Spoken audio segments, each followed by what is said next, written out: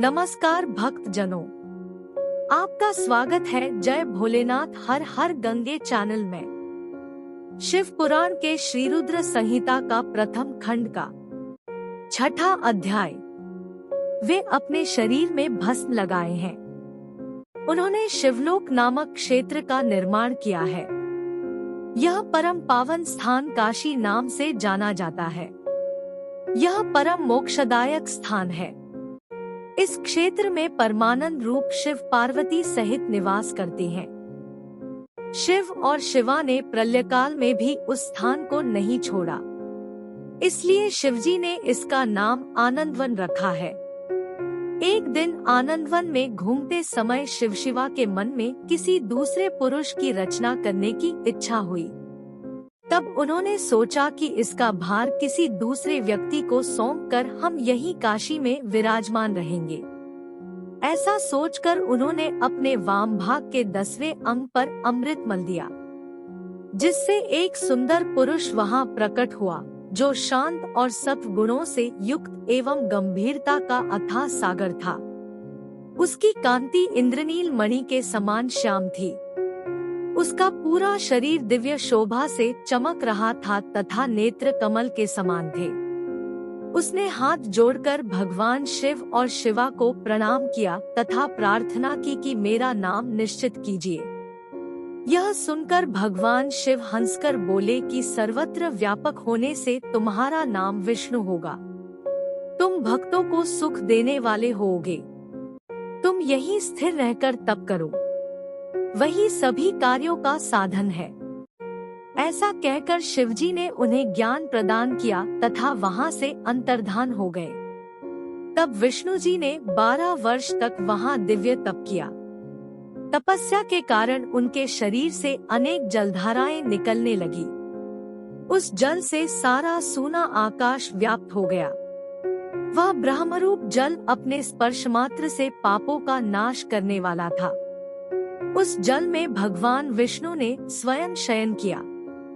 नार अर्थात जल में निवास करने के कारण ही वे नारायण कहलाए।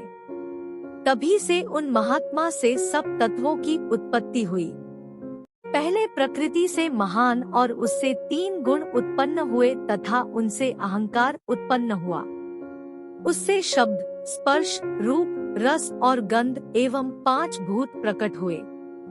उनसे ज्ञानेंद्रियां एवं कर्मेंद्रियां बनी।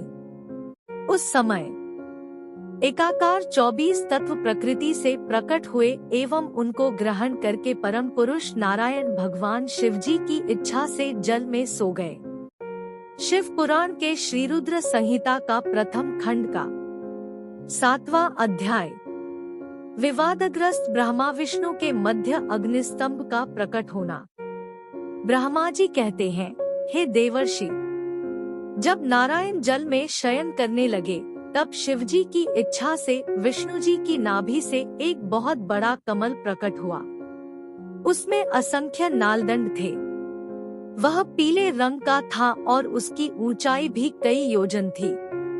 कमल सुंदर, अद्भुत और संपूर्ण तत्वों से युक्त था।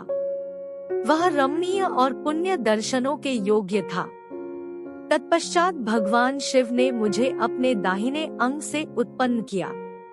उन महेश्वर ने अपनी माया से मोहित कर नारायण देव के नाभि कमल में मुझे डाल दिया और लीला पूर्वक मुझे प्रकट किया। इस प्रकार उस कमल से पुत्र के रूप में मुझे जन्म मिला। मेरे 4 मुख लाल मस्तक पर त्रिपुंड धारण किए हुए थे। भगवान शिव की माया से मोहित होने के कारण मेरी ज्ञान शक्ति बहुत दुर्लभ हो गई थी और मुझे कमल के अतिरिक्त और कुछ भी दिखाई नहीं दे रहा था। मैं कौन हूँ? कहाँ से आया हूँ? मेरा कार्य क्या है? मैं किसका पुत्र हूँ? किसने मेरा निर्माण किया है? कुछ इसी प्रकार के प्रश्नों ने मुझे परेशानी में डाल दिया था।